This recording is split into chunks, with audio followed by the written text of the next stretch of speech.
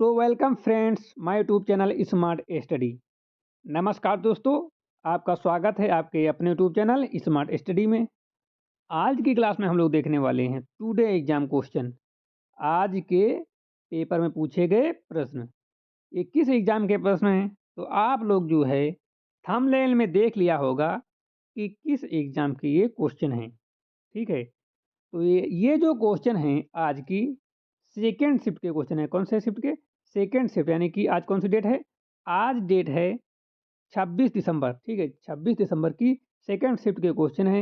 ये क्वेश्चन जो है ये 100%, ठीक है, 100% जो है अथेंटिक क्वेश्चन है, रियल क्वेश्चन है जो एग्जाम में पूछे गए हैं, सेम क्वेश्चन है। ठीक है, तो हम लोग क्लास शुरू करूं और देखा जाए कि किस प्रकार के जो है क्वेश्चन पूछे गए थे। तो उससे पहले यदि आप लोग अभी तक स्मार्ट स्टडी यूट्यूब चैनल पर नए हैं और चैनल को अभी तक सब्सक्राइब नहीं किया है तो चैनल को सब्सक्राइब कर लीजिए और बगल में ही बेल आइकन होगा तो उसे प्रेस कर देना, ताकि आने वाली वीडियो का नोटिफिकेशन सबसे पहले आप लोगों को मिल सके और आप लोग ऐसे ही जो है पल पल की अपडेट आप लोग जल्दी से जल्दी स्मार्ट स्टडी यूट्यूब चैनल पर पा सकें। ठीक है, और जो बच्चे अभी तक स्मार्ट स्टडी के ऑफिशियल टेलीग्राम चैनल को ज्वाइन नहीं किए हैं, जो कि अभी अभी नया नया बनाया गया है, तो आप लोग स्मार्ट स्टडी के ऑफिशियल टेलीग्राम चैनल को जरूर ज्वाइन करो। वहाँ पर जो है इस क्लास की पीडीएफ और नोट्स मिल जाएंगी। ठीक है, तो बिना टाइम वेस्ट किए आज की क्लास को हम स्टार्ट करेंगे और देखते हैं कि पहला क्वेश्चन किस प्रकार का पूछा गया था आज की सेकेंड शिफ्ट में। तो पहला क्वेश्चन आ रहा है स्क्रीन पर। पहला क्वेश्चन पूछा गया था कि भारतीय संविधान के किस संशोधन ने नगरीय स्थानीय सरकारों को संवैधानिक दर्जा दिया? ठीक है, भारतीय संविधान के किस संशोधन ने नगरीय स्थानीय सरकारों को संवैधानिक दर्जा दिया? 72वां, 73वां, 74वां, 75वां? तो इसका जो सही जवाब है वो ऑप्शन नंबर सी है, 74वां। 74वें संविधान संशोधन ने जो है नगरीय स्थानीय सरकारों को जो है वो संवैधानिक दर्जा दिया। फैक्ट के साथ हम लोग देखेंगे, फैक्ट से क्वेश्चन जो है आगे शिफ्ट में मिल जाएंगे आपको। तो 74वें संविधान संशोधन द्वारा नगर पालिकाओं को संवैधानिक दर्जा दिया गया। यह 1992 में पारित हुआ। कब यह पारित हुआ था? 1992 में पारित हुआ था और 1993 में लागू हो गया था। इसके द्वारा शहरी स्थानीय शासन को मजबूती मिली। 12वीं अनुसूची जोड़ी गई। नगर निगम, नगर परिषद और नगर पंचायत को भी मान्यता मिली इसके द्वारा। ठीक है, अगला क्वेश्चन है, क्वेश्चन नंबर 2 पूछा गया था कि अभिव्यक्ति ग्राम सभा सही रूप में किसे निरूपित करती है? अभिव्यक्ति ग्राम सभा सही रूप से किसे निरूपित करती है? तो ये जो निरूपित करती है ये पंचायत के लिए निर्वाचक मंडल को। ऑप्शन नंबर सी करेक्ट है, इलेक्टोरल बॉडी ऑफ पंचायत। ग्राम सभा पंचायत क्षेत्र के सभी मतदाताओं का समूह होती है। यह पंचायत की आधार इकाई है। ग्राम सभा पंचायत को उत्तरदायी मानती है या बनाती है। यह स्थानीय लोकतंत्र को मजबूत करती है। ग्राम विकास योजनाओं में भी भागीदारी करती है। अगला क्वेश्चन पूछा गया था कि आधुनिक लोकतंत्र का जन्म कहाँ माना जाता है? आधुनिक लोकतंत्र का जन्म कहाँ माना जाता है? तो आधुनिक लोकतंत्र का जन्म जो है वो यूनान को माना जाता है, ग्रीस को माना जाता है। आधुनिक लोकतंत्र का जन्म यूनान में माना जाता है। एथेंस में प्रत्यक्ष लोकतंत्र था। नागरिक सीधे निर्णय लेते थे। यह लोकतांत्रिक विचारों की नींव बनी। बाद में अन्य देशों ने इसे अपना लिया। इसके फैक्ट हैं, इस फैक्ट से क्वेश्चन बनते हैं तो आप लोग जरूर करना। ठीक है, बिल्कुल भी एक भी क्वेश्चन मिस मत करना, सारे क्वेश्चन लगा के आना, एकदम सही लगा के आना। ठीक है, क्योंकि क्वेश्चन जो आसान पूछे जा रहे हैं। अगला क्वेश्चन है कि भारत में पंचायती राज प्रणाली संविधान के किस अनुच्छेद के निर्देश के अंतर्गत शुरू की गई? भारत में पंचायती राज प्रणाली संविधान के किस अनुच्छेद के निर्देश के अंतर्गत शुरू की गई थी? Under which article was the Panchayati Raj system started in India? अनुच्छेद 38, आर्टिकल 38, अनुच्छेद 39, आर्टिकल 39, या फिर अनुच्छेद 40 या फिर अनुच्छेद 41? तो इसका सही जवाब है अनुच्छेद 40 के तहत। अनुच्छेद 40 राज्यों को ग्राम पंचायतों के गठन का निर्देश देता है। यह नीति निर्देशक तत्वों में शामिल है। इसका उद्देश्य ग्रामीण स्वशासन को बढ़ावा देना है। यह लोकतांत्रिक विकेंद्रीकरण को प्रोत्साहित करता है। बाद में 73वें संशोधन से इसे मजबूती मिली। अगला क्वेश्चन है, क्वेश्चन नंबर नेक्स्ट है कि भारतीय संविधान का कौन सा अनुच्छेद राज्य सरकारों को ग्राम पंचायतों के गठन का निर्देश देता है?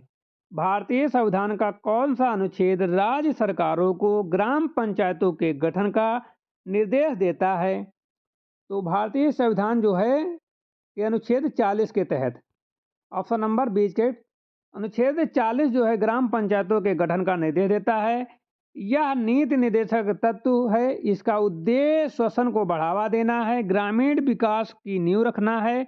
बाद में जो है संवैधानिक दर्जा इसे मिला।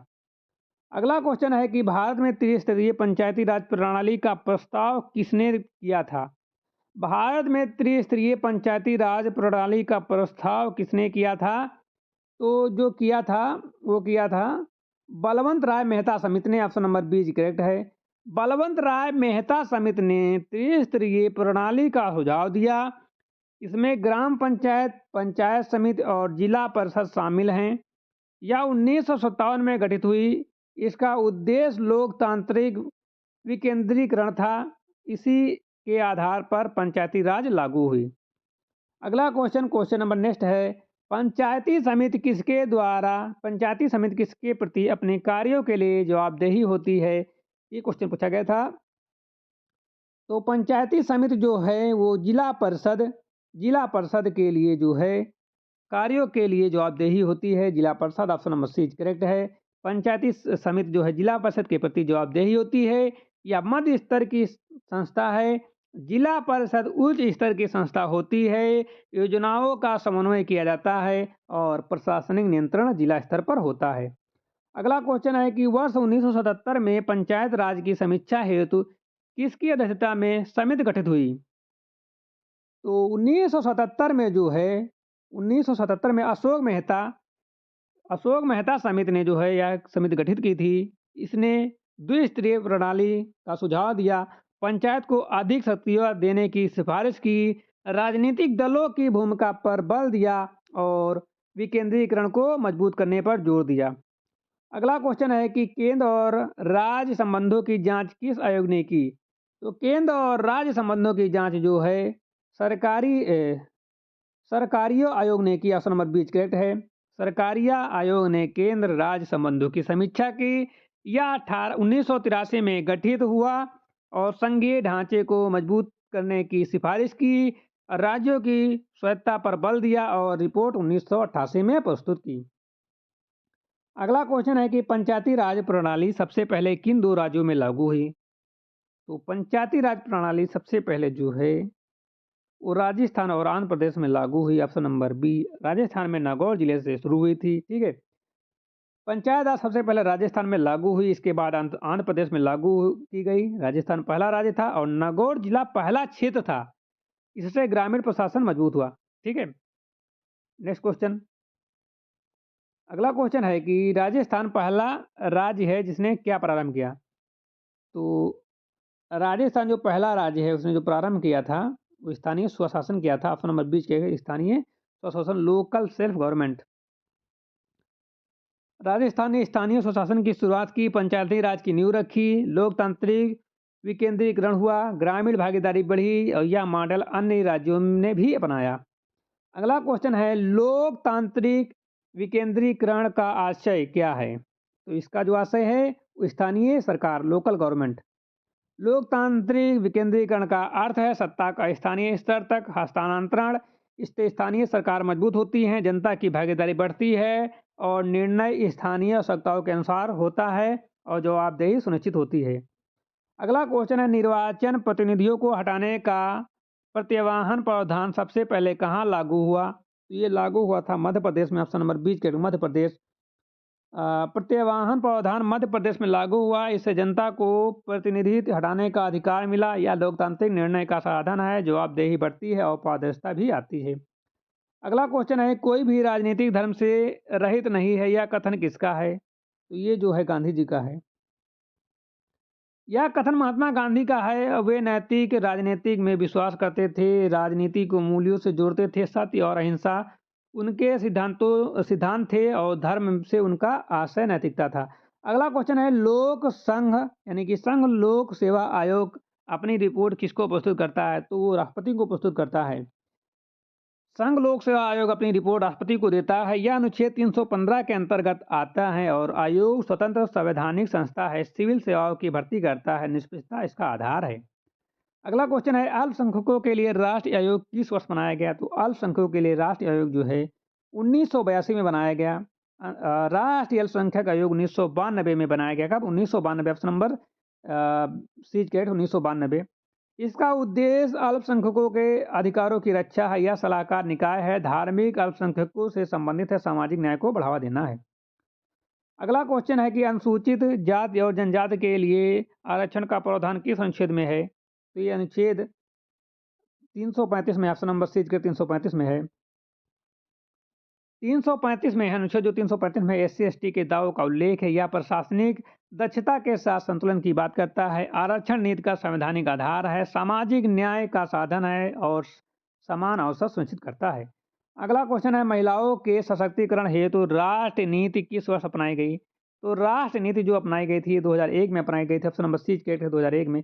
महिलाओं के सशक्तिकरण की राष्ट्रीय नीति 2021 में अपनाई गई। इसका उद्देश्य समान अधिकार देना है, शिक्षा स्वास्थ्य पर जोर दिया गया, आर्थिक भागीदारी बढ़ाई गई, लैंगिक समानता को भी बढ़ावा मिला। अगला क्वेश्चन है, भारत में सूचना का अधिकार अधिनियम कब लागू किया गया? तो ये लागू किया गया था 15 जून 2005 को। सूचना का अधिकार अधिनियम 15 जून 2005 को अधिनियमित हुआ। यह पारदर्शिता लाने का माध्यम है, नागरिकों को सूचना का अधिकार मिला, भ्रष्टाचार पर नियंत्रण हुआ और जवाबदेही बढ़ी।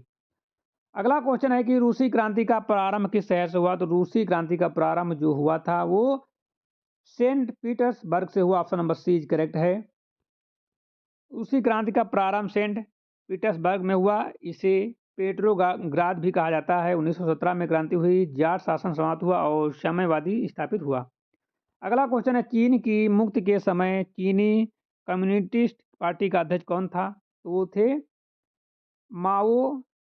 माओ जीडोंग। ऑप्शन नंबर बी करेक्ट है। चीन की मुक्ति के समय माओ जीडोंग अध्यक्ष थे और 1949 में जनवादी चीन की स्थापना हुई, साम्यवादी शासन लागू हुआ, भूमि सुधार किए गए, चीन में एक दलीय शासन स्थापित हुआ। अगला क्वेश्चन है, त्रिभाषा सूत्र की सिफारिश किस समिति ने की? तो त्रिभाषा सूत्र की सिफारिश जो है वो कोठरी समिति ने की। ऑप्शन नंबर बीच के कोठरी समिति ने। कोठरी समिति ने त्रिभाषा सूत्र की सिफारिश की। यह शिक्षा से संबंधित थी, हिंदी अंग्रेजी और क्षेत्रीय भाषा पर बल दिया गया, राष्ट्र एकता को बढ़ावा मिला और भाषाई संतुलन बना। अगला क्वेश्चन जो पूछा गया था, अमेरिका में राष्ट्रीय उच्चतम न्यायालय के न्यायाधीशों की नियुक्ति कैसे करता है? तो अमेरिका में राष्ट्रपति जो है उच्चतम न्यायालय के न्यायाधीशों की नियुक्ति जो करता है वो सीनेट की सहमति से करता है, with senate consent. Option number C correct है। अमेरिका में राष्ट्रपति न्यायाधीश नियुक्त करता है, सीनेट की सहमति आवश्यक होती है। यह शक्ति संतुलन का उदाहरण है, विधायिकी की भूमिका होती है और स्वतंत्र न्यायपालिका सुनिश्चित होती है। अगला क्वेश्चन है, किस तंत्र में अल्पसंख्यक बहुसंख्यक पर शासन करता है? इसका सही जवाब ऑप्शन नंबर बी अल्पतंत्र। अल्पतंत्र में कुछ लोग शासन करते हैं। यह लोकतंत्र के विपरीत है, सत्ता सीमित लोगों के पास होती है, जनता की भागीदारी कम होती है, समानता का अभाव होता है। अगला क्वेश्चन है, संयुक्त राष्ट्र में विश्व शांति और सुरक्षा के प्राथमिक जिम्मेदारी किसकी है? तो प्राथमिक जिम्मेदारी जो सुरक्षा परिषद की, सिक्योरिटी काउंसिल की है। सुरक्षा परिषद की यह जिम्मेदारी दी गई है कि इसके 15 सदस्य होते हैं, 15 स्थायी सदस्य होते हैं। वीटो शक्ति का प्रयोग होता है, यह शक्ति बनाए रखने का प्रमुख अंग है। अगला क्वेश्चन है कि संयुक्त राष्ट्र सुरक्षा परिषद के अस्थायी सदस्य कार्यकाल कितना होता है? तो ये होता है 2 वर्ष, 2 ईयर। अस्थायी सदस्यों का काल 2 वर्ष होता है, उन्हें महासभा चुनती है और पुनः तुरंत चुनाव नहीं हो सकता। क्षेत्रीय प्रतिनिधित्व का अध्ययन रखा जाता है। कुल 10 अस्थायी सदस्य होते हैं। अगला क्वेश्चन है कि संयुक्त राष्ट्र महासभा में कुल कितने सदस्य होते हैं? तो इसका सही जवाब है 193। संयुक्त राष्ट्र में 193 सदस्य देश हैं। इसके प्रत्येक देश को एक मत मिलता है। महासभा विचार विमर्श का मंच, निर्णय सिफारिशात्मक होते हैं, सदस्यों सभी देशों को समान अधिकार हैं। अगला क्वेश्चन है कि अंतर्राष्ट्रीय न्यायालय में न्यायाधीशों की संख्या कितनी है? तो अंतर्राष्ट्रीय न्यायालय में न्यायाधीशों की संख्या जो है 15 कितनी है? 15 है। अंतर्राष्ट्रीय न्यायालय में 15 न्यायाधीश होते हैं। इनका कार्यकाल 9 वर्ष होता है। ये महासभा और सुरक्षा परिषद द्वारा चुने जाते हैं। एक देश से एक ही न्यायाधीश होता है और ये मुख्यालय हेग में है। अगला क्वेश्चन है कि पंचशील के सिद्धांतों का प्रस्तावक कौन था? तो पंचशील के सिद्धांतों का प्रस्तावक जो था वो थे पंडित जवाहरलाल नेहरू। ऑप्शन नंबर 20 के पंडित जवाहरलाल नेहरू। पंचशील सिद्धांत पंडित नेहरू द्वारा प्रस्तुत किए गए या भारत चीन समझौते से जुड़े हैं, शांतिपूर्ण या सह-अस्तित्व पर आधारित हैं, विदेशी नीति का आधार बने और गुट निरपेक्षता से जुड़े। अगला क्वेश्चन, सरकार किसकी एजेंसी मानी जाती है? सरकार जो है वो राज्य की एजेंसी मानी जाती है, स्टेट की एजेंसी मानी जाती है। सरकार राज्य की एजेंसी होती है। राज्य एक व्यापक अवधारणा है। सरकार अस्थायी होती है, शासन संचालन का कार्य करती है और कानून लागू कराती है। अगला क्वेश्चन है कि राज्य के अधीन क्या निहित होता है? What is vested in the state? तो आंतरिक एवं बाह्य दोनों संप्रभुता जो है राज्य के अधीन होती हैं।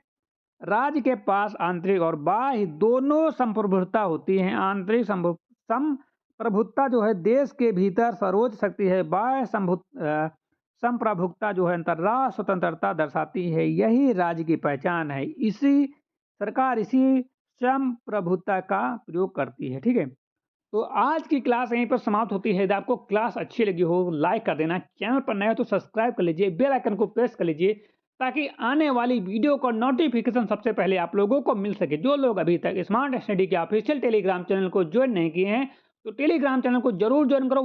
वहां पर आपको क्लास से रिलेटेड नोट्स और पीडीएफ प्रोवाइड कर दी जाएंगी। ठीक है, तो आप लोग ऑफिशियल टेलीग्राम चैनल को जरूर ज्वाइन करो। मिलते हैं नई क्लास के साथ, तब तक के लिए जय हिंद दोस्तों।